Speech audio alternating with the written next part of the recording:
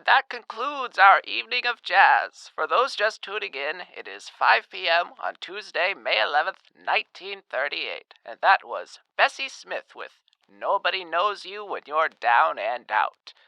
Now it's time to take off those dancing shoes and get ready for a look back.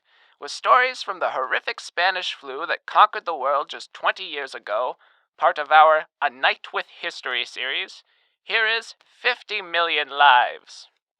But first, a message from our sponsors.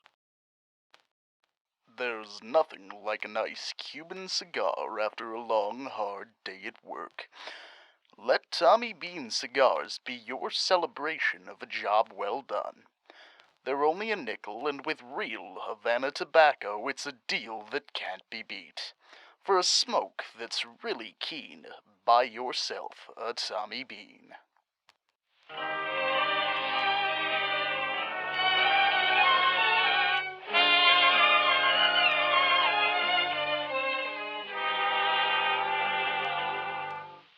They used to tell me I was building a dream, and so I followed them all. Tonight, we bring to you, in early 1918, young men came home from fighting in the Great War. Reunited with family, tortured and infected, the nation experienced an outbreak unlike ever before. Both young and old were affected by the influenza pandemic, but it was especially dangerous to those 20 to 40 years old. Here is a dramatic retelling of a letter written by Ethel Weber, a college student during the pandemic. She is telling her roommate, Mildred Olson, a story as they get ready for another day of grave isolation and traumatic volunteering at the school's makeshift infirmary. The ceaseless excitement of college life keeps their minds distracted from the horrors they see around them.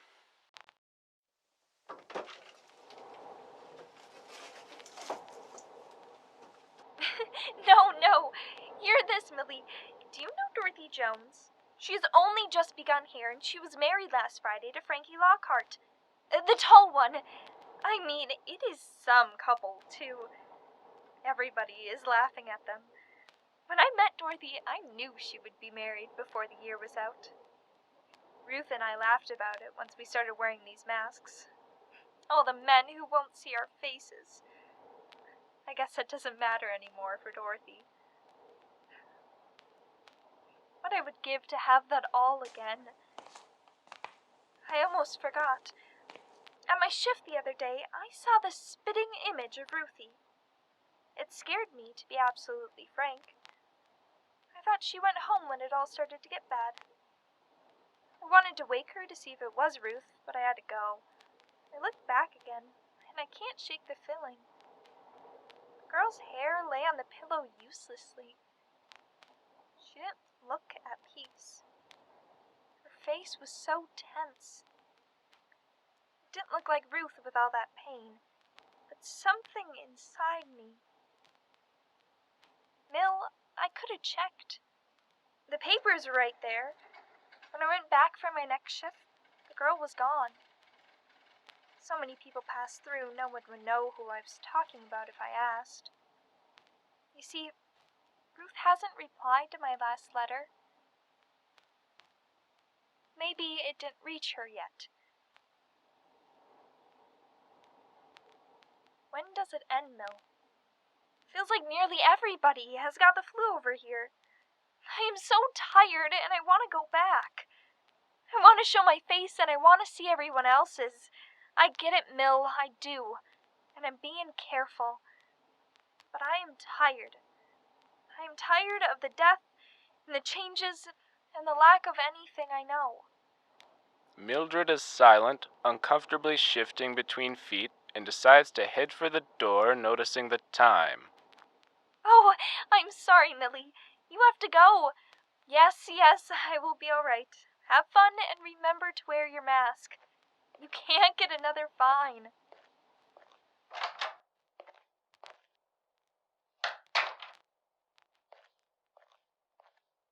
Ethel would continue volunteering and become infected within weeks of this memory. Ethel recovered, but like many others who survived the influenza, suffered from bouts of depression and restlessness for the rest of her life. Her side effects were only worsened by the horrors she witnessed, such as the woman she saw, the withering form of her best friend, Ruth, passing in mere days. Too many tears. Each night I go to bed, I lay awake and shed too many tears. Your memory is bringing me too many tears, too many years. The pandemic swept the nation, reaching high and low, close and far. Almost every nook and cranny of the nation faced the illness. Aired on April 6th, 1918, news captured the nation's president's response. This was later removed from the air by the Wilson administration.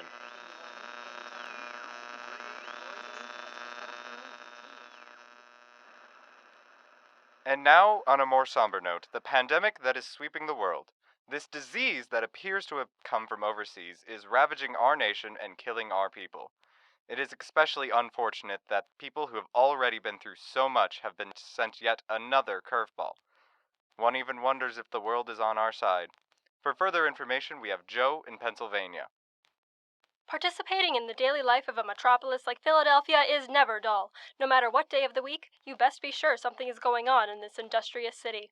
But these dark clouds of smoke that at one point signified the workforce's productivity now loom over a darker and more desolate place.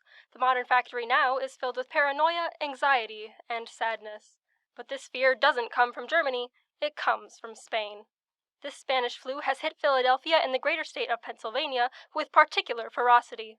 Men who have recently come home from war now find themselves in a new kind of battle. But this Kaiser has no face, and his soldiers are the man's family, friends, water, and even his heir. This invisible, airborne agent of death has killed countless Philadelphians and shows no sign of slowing down. In these dark days, the working people that keep this country going begin to wonder, who will save us? This question is being asked, yet is left unanswered.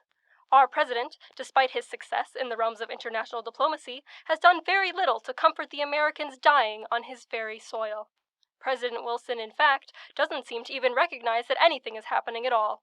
While we hear of the president's White House movie showings and his League of Nations, the vast numbers of Americans experience the cries of friends and family. There are some who question Wilson's willingness to send so many troops overseas, knowing full well that the disease originated from Spain and that the war was winding down as the flu was winding up.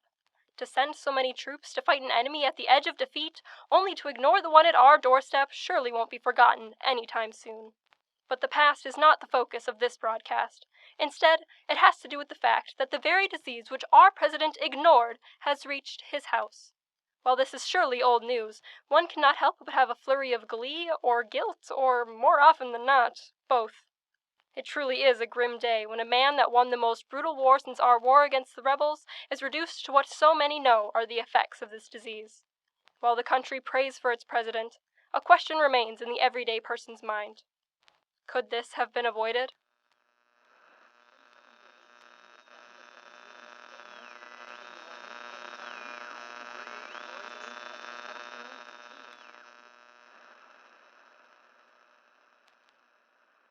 The Spanish flu killed 16,000 people in Philadelphia in only 6 months during the pandemic that ended around 20 years ago.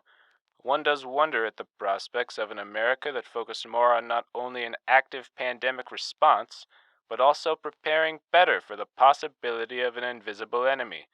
As we live through this time of great economic strife, for the sake of the American people, I hope that Roosevelt is wary of the mistakes of the past and the potential threats of the future.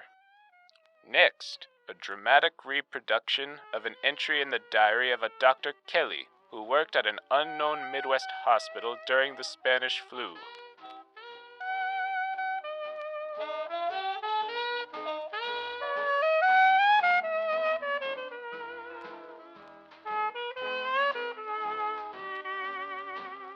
I've got hell in my heart for you. I've got something to prove it's true. You've been running around. It's the talk of the town. It is a warm day. Dr. Kelly paces back and forth by the side entrance to the hospital, hands folded behind her back. She turns at the sound of footsteps and sees the young nurse Russo approaching. Morning, Dr. Kelly. Good morning, Miss Russo. Goodness, don't you look tired? Hey, ain't we all? I meant particularly so. Streetcars ain't running for the rest of the week. Mayor's orders. Had to book it here to make it on time. Well, surely there's time enough to catch your breath.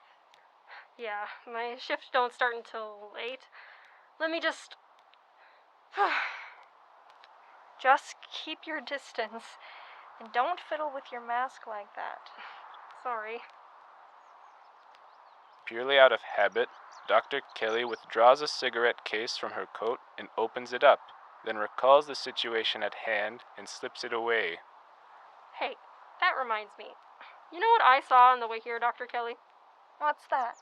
I saw a fellow on the street walking towards me, and I notice he's got a hole in his mask. I'm jogging, but I wave at him, tell him, "Sir, there's a hole in your mask." He says, "I know." I stop in my tracks, say, "What do you mean, you know?" You know what he told me it was for? What? His cigarette. Naturally. You ever wonder if we should just let him die off? The stupid ones, I mean. Well, no, I can't say that I do. That's a bit heartless, don't you think? I know it's heartless, but we work so very hard.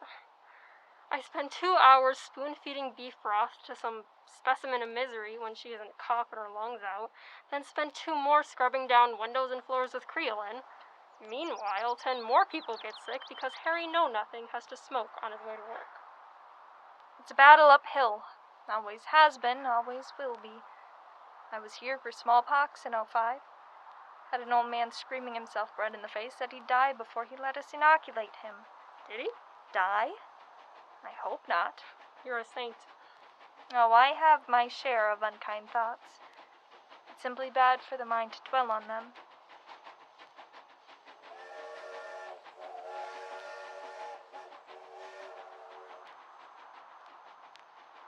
At least it's slower than it was in the spring. Dr. Clark told me about Jerry's garage. Said back in June, there were coffins stacked 2 men high inside. The flu kills quickly, and you die alone. That's the kicker of it. Alone. Perhaps with a nurse holding your hand, then you're wrapped up and piled into the undertaker's wagon. Your family digs your grave, because the grave diggers are all sick. A priest you don't know says a few words, then moves on to the next one, while your family's still shoveling. Terrible. Awful. When I go, just throw me in the ocean. Cape Cod or the Mediterranean or somewhere nice at least. That's funny. Well, sour moods kill. Think it'll get even worse come winter? Oh, of course it will. You see, I'm sorry. Can we help you? A young man is standing before the 2 women, a look of desperation in his eyes. He is unshaven, and his coat is wrinkled. He carries a large wooden box in both hands.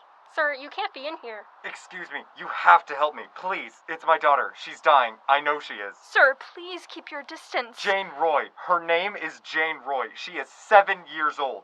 I don't want her to get buried in a sheet. I've got this macaroni box. Can you use that, please? Sir, for the last time. No, don't come any closer. Please, please. Please. Sir, you have to leave. Take your box with you. I really can't help you. I'm sorry. You fiend! Alfred throws the box to the ground. It clatters across the sidewalk and into the street. The 3 individuals stare at each other, unable to process the sheer, arbitrary pain of the world around them. Then, Alfred storms off. Hey, pick up the box, would you? Get it out of the street. Of course. Let's get to work. Of course.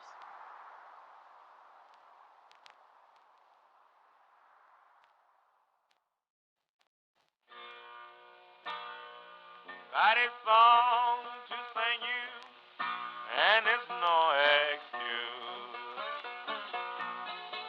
I've got a song to sing you, and there's no excuse. And it sure is the devil, I believe he got a lose. You want to drink a liquor, you think it's awful nice. When you want to drink a liquor, and you think it's awful. What an incredible set of stories. Today, dear listeners, I look around me and I see a lot of what Dr. Kelly and Joe saw. People dying when they shouldn't be. Old shops I went to when I was young now have shutters over their windows. I see men in power doing very, very little to help. But I look around me and I see people who desperately want to make a world worth living in. I see people giving their last nickels to keep each other off the street. I see young people searching for hope everywhere they can. I believe, dear listeners, that we live in a world not 10 degrees separated from a world of justice. And that thought comforts me. Anyways, it's about time for the evening news.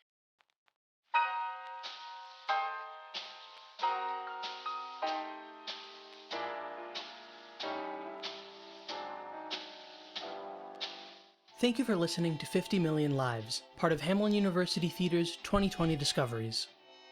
This program was directed by Anika Besst. It was written by Anika Besst, Christian Buonfiglio, Walker Embser-Herbert, Logan Johnson, and Angel Kidd. Playing Ethel Weber and Dr. Kelly was Anika Besst. As the broadcaster and Alfred Roy was Donald Birttnen. As the radio host and the narrator was Walker Embser-Herbert. As the advertiser was Logan Johnson. And as Joe and Nurse Russo was Angel Kidd. Our sound designer was Christian Buonfiglio, and our graphic designer was Andrea Lindner. Thank you again.